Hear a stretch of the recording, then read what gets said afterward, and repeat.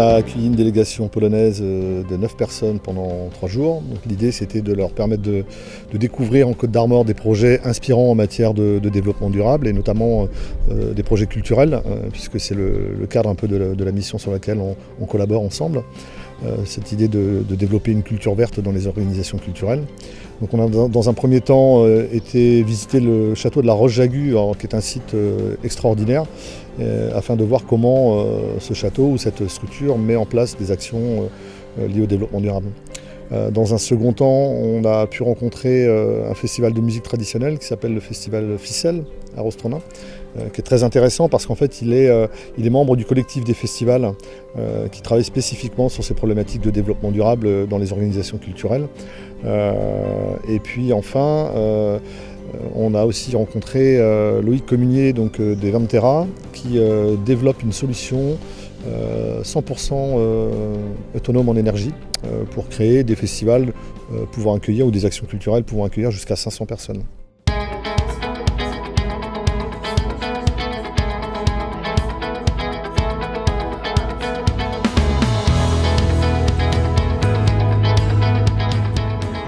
Alors du coup, moi je suis bénévole au Son d'automne depuis quelques années. Ce qui m'a motivée, c'est qu'effectivement, j'ai pris conscience qu'on était responsable en tant qu'organisateur des déchets qu'on pouvait produire, du monde qu'on ramène à un moment donné sur un lieu et de l'impact que ça peut avoir. Et en se sentant responsable, on se dit qu'on peut du coup mieux faire. Et c'est pour ça qu'on a entamé cette démarche.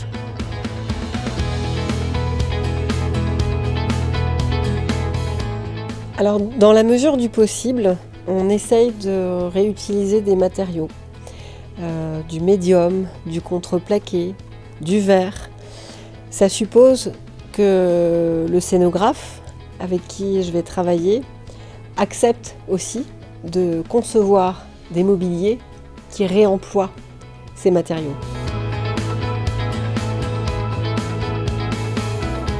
Nous, il y a plusieurs enjeux en fait. Il y a un enjeu de l'accessibilité, parce qu'aujourd'hui ce n'est pas le cas. Une personne à mobilité réduite ne peut pas pénétrer au sein du château. On aimerait aussi revoir l'éclairage en fait, parce qu'aujourd'hui, quand on allume l'éclairage, c'est par étage, c'est même pas par salle. Or, parfois, c'est pas nécessaire.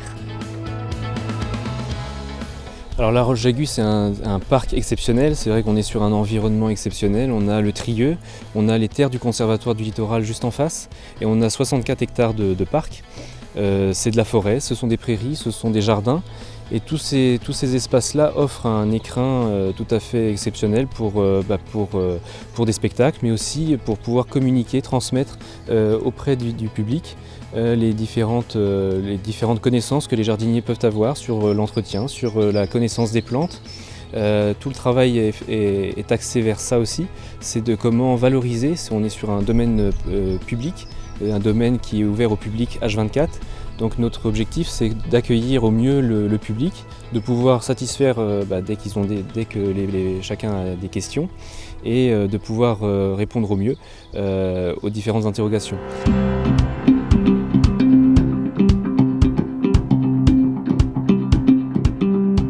La chance d'être ici dans la vallée de Gouedy, qui est un lieu central. On a le centre-ville de Saint-Brieuc qui se situe juste au-dessus ici. On est bordé par des quartiers de la ville, et donc on a la chance ici à Saint-Brieuc d'avoir ce très beau parc qui permet d'accueillir ce bel événement du Mille. Alors d'abord, on s'est structuré autour de 3 pôles d'activité: le pôle culture-musique, le pôle sport-bien-être et le pôle environnement-écologie. En termes d'écologie et de développement durable, l'idée pour nous est à la fois de réfléchir en tant qu'organisateur sur les actions qu'on peut mettre en œuvre pour minimiser notre impact écologique lié dans le cadre du projet, et ensuite c'est quelles actions on peut mettre en œuvre vis-à-vis du grand public pour les sensibiliser à l'écologie et au développement durable. On est vraiment sur ces 2 aspects. Un des premiers défis est un défi qui s'est déjà présenté l'année dernière, et donc c'est vrai qu'on apprend aussi de la première expérience, et qui me concerne en particulier sur la communication. C'est celui de diffuser et de rendre lisible à un programme très très riche et très complexe. Je dirais que c'est peut-être un des plus gros défis. Au-delà de toucher les gens, c'est de réussir à expliquer, parce que les gens ont toujours envie de savoir ce qu'ils auront sur site de disponible, comment accéder, etc. C'est énormément d'informations, donc c'est réussir à rendre la chose simple et accessible. Donc c'est un défi en communication quand on part sur quelque chose une communication verte et écologique avec peu d'impression.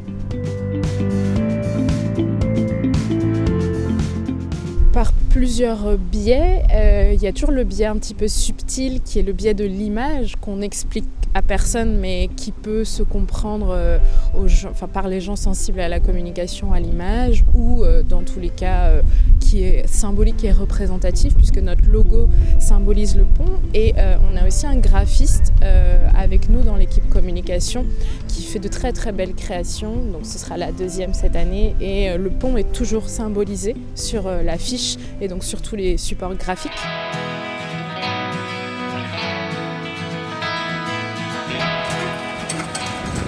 C'est une association qui travaille sur les musiques bretonnes de base, mais on a développé toute une gamme, une esthétique autour des musiques traditionnelles de Bretagne, mais aussi du monde.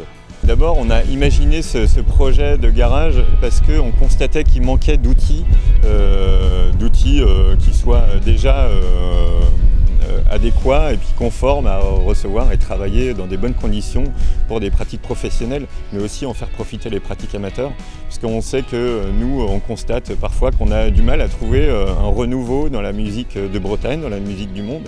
Et on se dit que c'est grâce au passage, en tout cas, de la pratique amateur à la pratique professionnelle, qu'on va pouvoir avoir de nouveaux groupes de musique et de nouveaux professionnels, en tout cas, qui utilisent la matière de Bretagne de différentes façons. Alors ici, spécifiquement sur ce territoire-là, qui est un territoire très rural, effectivement, on a l'habitude de travailler avec le milieu agricole dans la création et le montage et l'organisation de l'ensemble des événements.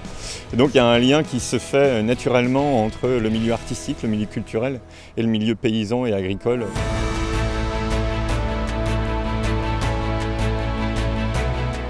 Pour en fait accompagner au mieux un festival, on commence d'abord par aller le rencontrer, aller sur place et faire ce qu'on va appeler un audit pour comprendre ce que fait déjà le festival, quelles sont ses contraintes et identifier des préconisations pour la prochaine édition, les 2 prochaines éditions.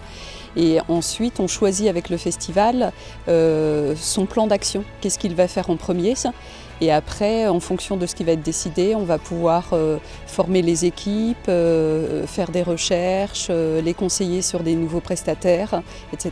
En général, quand un festival adhère au collectif, il est plus en attente d'un accompagnement collectif. Et ça prend en effet plusieurs formes. Alors il y a d'abord de la mutualisation de matériel. Donc en fait, chaque festival ayant lieu à des périodes différentes, il peut prêter, quand il n'en a pas besoin, son matériel. Ça, c'est une première chose. Ensuite, il y a beaucoup de temps de rencontre entre, par exemple, les chargés de communication des festivals, les directeurs techniques des festivals, donc pour de l'échange de pratiques, ça c'est très courant. Et on fait aussi ce que l'on appelle de l'accompagnement collectif. Et donc là, on a par exemple 6-7 festivals qui rencontrent la même difficulté et qui vont réfléchir ensemble à la façon dont ils peuvent trouver des solutions, apporter des solutions.